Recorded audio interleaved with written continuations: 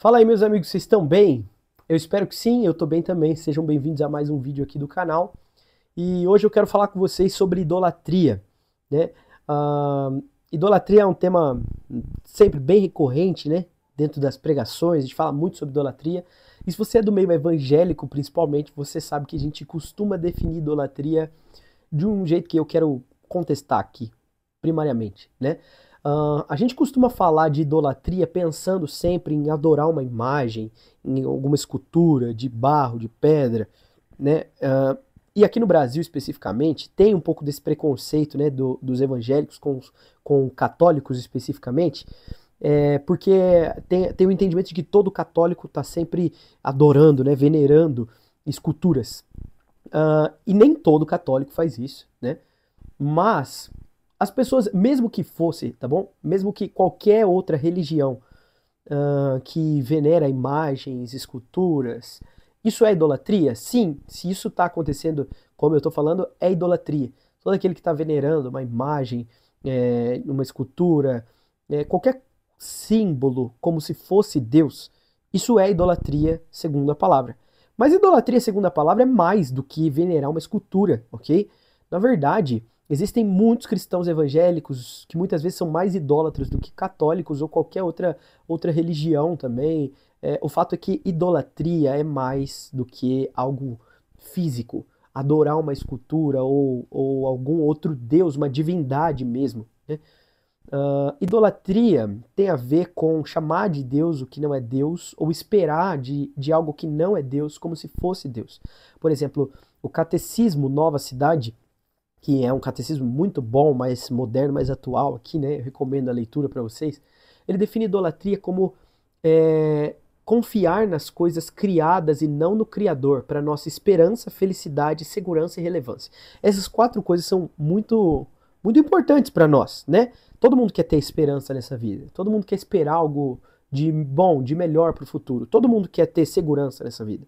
Todo mundo quer se sentir seguro. Todo mundo quer ter relevância nessa vida, né? Todo mundo quer sentir que é importante. E todo mundo quer ter felicidade, não é verdade? Então todo mundo quer ser feliz. E todas as vezes que nós esperamos, né, o catecismo sintetiza isso muito bem. Todas as vezes que nós esperamos que qualquer outra coisa criada, ou qualquer outra coisa que existe sem ser Deus, nos proporcione essas coisas, nós estamos caindo no pecado de idolatria. Ou, por exemplo, o Decálogo, os 10 mandamentos, define, né, no primeiro mandamento, que nós não devemos ter outro Deus além de Deus, né? E aí, então, só depois é que vem a instrução de não fareis para ti imagem em forma de coisa alguma no céu, na terra ou debaixo nas águas embaixo, né? Não te curvarás a elas e nem as adorarás. É assim que o segundo mandamento nos instrui.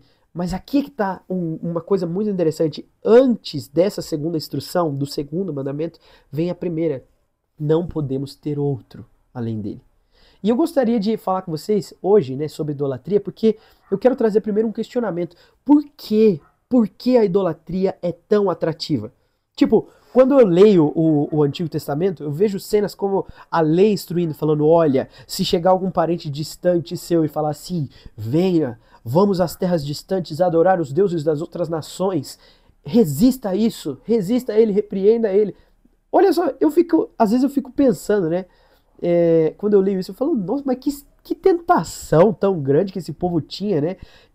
Nossa, que vontade de adorar um outro Deus, né? E às vezes eu lembro que eu era criança, eu lia isso, eu falava, meu Deus, mas como alguém pode se sentir tentado com isso? Eu jamais me sentiria tentado a ir adorar uma estátua, sendo que eu conheço o Deus verdadeiro, não é verdade? Mas aqui que está o ponto, né? A tentação da idolatria, ela é sutil e ela é uma só, meus amigos. A grande tentação da idolatria tem a ver com se relacionar com um Deus que eu posso controlar, com um Deus que seja de acordo com os meus interesses.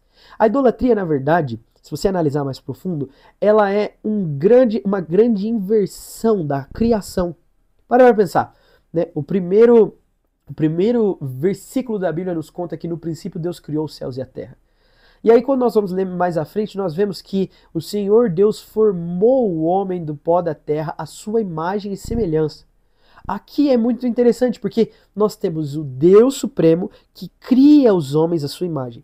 Mas a idolatria é os homens que caíram e pecaram, não querem mais seguir o Deus Supremo, eles querem criar um Deus à sua imagem. Essa é a inversão da idolatria. A idolatria tem mais a ver com a nossa recusa, a nossa rebeldia com Deus, onde nós não queremos ouvi-lo falar. Nós não queremos seguir as suas instruções. Pelo contrário, nós precisamos de um Deus que se adeque mais à nossa rotina. Nós precisamos de um Deus que se adeque mais aos nossos desejos. Nós precisamos de um Deus que nos sirva naquilo que nós queremos. E é aqui que surge a idolatria. E para isso tem uma passagem muito interessante da Bíblia que nos mostra um caso muito interessante para nós pensarmos, que é Atos 17. Você pode ler depois. Em Atos 17, Paulo vai até Atenas. Paulo, que já foi em muitas cidades, já pregou o evangelho, fundou igrejas, agora ia até Atenas, a cidade, o berço da filosofia, não é mesmo? E ele chega lá e ele encontra pelo menos duas escolas filosóficas. A Bíblia nos diz que ele encontra os estoicos e os epicuristas, né? E aqui é interessante porque nessas duas escolas filosóficas, duas escolas gregas de filosofia, né, o que reina é um único pensamento, né? O que importa é o que nós vemos, porque nós vamos realmente ser quem nós precisamos ser quando abandonarmos esse corpo e nos tornarmos aí imateriais, não é verdade? Mas isso é um papo para outra hora. O ponto é que Paulo chega em Atenas e ele encontra essas escolas filosóficas, mas ele encontra muita idolatria. Isso é interessante. Junto da filosofia de Atenas, nós vemos muita idolatria. A Bíblia diz que Paulo ficou revirado no seu espírito de tantos altares a ídolos que ele via. Mas, olha que interessante, a Bíblia diz que no meio desses ele encontrou um altar ao Deus desconhecido.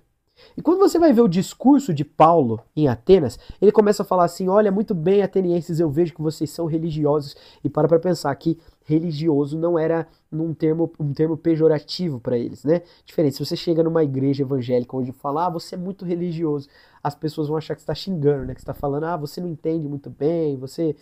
ou qualquer coisa do tipo. Mas não, Paulo ali está dizendo assim, vocês são devotos na religião, né? Vocês estão interessados em buscar religar-se a Deus, né? Isso é uma coisa interessante. Paulo começa elogiando eles. E aí então Paulo fala, eu não pude deixar de notar que no meio de todos esses altares tinha um altar ao Deus desconhecido.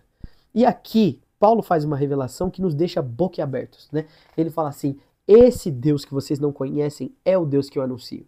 Aí aqui nós ficamos assim, peraí Paulo, você está falando que esses idólatras, esses filósofos idólatras todos aí, eles estão adorando a Deus? Não, eles não estão adorando a Deus, Paulo, aquilo não é Deus, né? Como eles podem estar adorando a Deus? E Paulo fala, vocês adoram a um Deus que não conhecem. E aqui, meus irmãos, aqui, óbvio que você pode ler o sermão todo de Paulo ali em Atenas, ele vai chegar a uma conclusão de dizer que agora esse Deus que criou todas as coisas ordena que os homens se arrependam, porque haverá um dia em que Cristo irá julgar os vivos e os mortos. E o ponto todo não é esse agora. O que eu quero chamar a atenção para vocês é, percebe como o caso de Atenas é mais comum do que nós pensamos? Será que não é assim que muitas das nossas igrejas ou até dos nossos relacionamentos pessoais se encontram hoje? Lugares onde nós adoramos a tudo quanto é tipo de coisa. Dinheiro, família, trabalho, faculdade, escola, todas as coisas da nossa vida são ídolos. Nós tratamos como se fossem essas coisas responsáveis por nos trazer felicidade, relevância, segurança, esperança. Nós colocamos todas as nossas expectativas nessas coisas. E também nos reunimos para adorar a Deus, o Deus da Bíblia. Um Deus que nós não conhecemos, mas nós cremos que ele pode servir a esses nossos interesses também, e por isso um altar a ele está lá. Meus irmãos, será que não é esse o nosso retrato? Você sabe por que a idolatria ela é tão tentadora como era para aqueles israelitas? Como eles queriam ir buscar um outro Deus que não falasse? A idolatria é tentadora porque ela nos apresenta um Deus que não se envolve, um Deus que não precisa falar, um Deus que nós podemos seguir, ele é mudo, ele tem boca, mas não fala. É isso que o Salmo 115 nos diz, não é? Os deuses das nações, eles têm boca, mas não falam, eles têm olhos, mas não veem, ouvidos, mas não ouvem, têm mãos, mas não apalpam, têm pés, mas não andam. Os deuses das nações, ou seja, os ídolos que nós criamos, assim são, meus irmãos. Os ídolos que nós criamos, eles são tão tentadores para nós, porque eles são aquilo que nós queremos, né? Eles são deuses que não se envolvem demais. Porque as palavras de Deus às vezes são amargas. Quando nós nos aproximamos de Deus, Ele nos exorta, Ele nos repreende, Ele nos chama à nossa realidade, então nós percebemos que não somos suficientes e a única forma de se relacionar com esse Deus é se rendendo, é se humilhando, é de fato se rendendo a Ele para estar debaixo do sangue de Cristo e ser aceito da única forma possível pelos méritos de Jesus, o homem Deus que se sacrificou por nós. Mas isso custa tudo, não é verdade? E como isso custa tudo, é mais fácil nós nos relacionarmos com os deuses falsos, porque eles não falam, eles são mudos e eles só servem aos nossos interesses. Nós sentimos dentro de nós, assim como os atenienses, que nós precisamos de certa forma nos relacionar com esse Deus, mas nós preferimos deixar ele mudo. Nós só cantamos canções sobre ele. Nós só falamos às vezes sobre ele, mas ele tem que ser mudo nas nossas vidas. Nós montamos as nossas rotinas e tudo que precisamos fazer e fazemos desse Deus um Deus mudo, que nada nos fale. Mas o Deus da Bíblia não é assim, meus irmãos. Se você quer se relacionar com ele, a primeira instrução é: não terás outro. Não dá para ter outro. A idolatria, ela é tentadora, meus irmãos, mas ela é insuficiente. Nós precisamos, meus irmãos, precisamos sim de arrependimento e precisamos nos achegar ao Deus verdadeiro, ouvir as suas palavras e deixar que Ele nos molde. Precisamos nos render a Ele, ter discipulado verdadeiro com Jesus Cristo e deixar que Ele nos ensine a viver essa vida. É só assim que nós não vamos cair em idolatria. Idolatria é tentadora, meus irmãos, mas idolatria é vazio e insuficiente.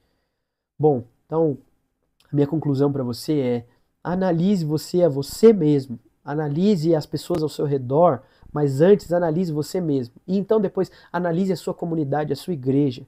Será que onde vocês estão e o que estão fazendo não é mais um altar ao Deus desconhecido? Porque no fim das contas nós estamos só interessados a seguir os nossos próprios deuses, os nossos próprios interesses, e no meio disso tudo cantamos algumas canções a um Deus que não conhecemos. Precisamos tomar cuidado com isso. Há tempo ainda para nós nos arrependermos, para nós buscarmos a face do Deus vivo. Então Ele, com misericórdia, pelos méritos de Cristo, nos aceitará e nos fará novas pessoas que ouvem a sua voz.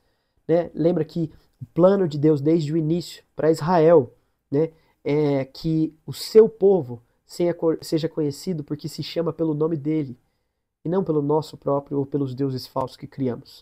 O desejo de Deus para nós é esse. Bom, se você gostou desse vídeo, eu encorajo você a dar um like. Cara, dá um like, porque o like ajuda demais, mas ele não é a coisa mais importante. Depois disso você pode comentar também, comenta alguma coisa aí. Cara, gostei muito do vídeo, muito bom, né? Comenta só coisa boa, tá bom?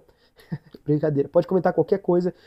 E também, o principal, a coisa que você mais pode fazer para me ajudar com esse conteúdo é enviar para alguém. Como você pode ver aí, o canal tá no início, cara. A gente precisa alcançar mais pessoas e para isso, agora no começo, a gente precisa enviar o vídeo. Envia para alguém da sua igreja, envia para um amigo seu, da sua célula, do seu grupo caseiro, qualquer coisa. Envia para alguém para a gente alcançar mais pessoas, é o que é de mais importante nesse momento, tá bom? É isso, fique com Deus e até o próximo vídeo.